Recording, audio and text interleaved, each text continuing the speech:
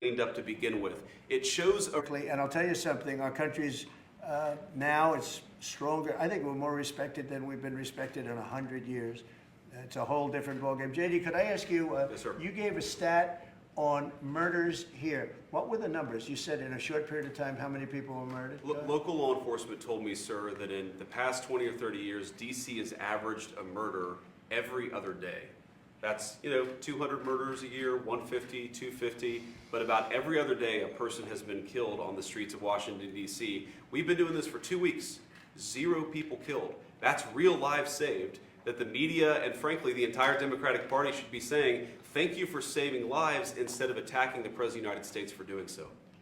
You know, when a person, unfortunately, will probably happen at some point when a person's murdered in D.C., it's going to be the biggest story maybe in history. Right? Yes, sir. Somebody was murdered in D.C. Trump is failing.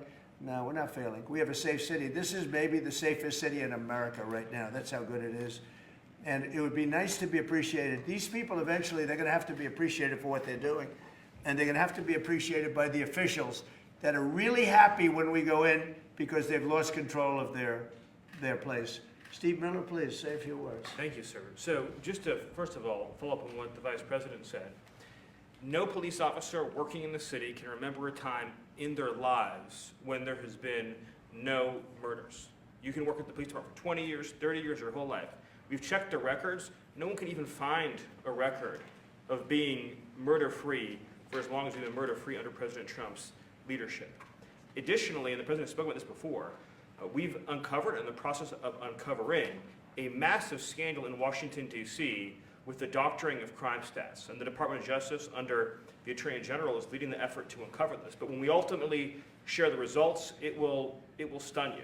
The extent to which, even though D.C. had the worst crime in America, honestly measured, it dramatically understated how bad it was. There's even accusations that murders and homicides were reported as accidents instead of murders. I mean, this is how severe the manipulation of the crime data has been in this city, and it will all be uncovered and it will all be brought to light.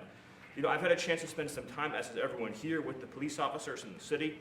Members of the public are going up to them and thanking them, just overflowing with gratitude, because for the first time in their lives, they can use the parks, they can walk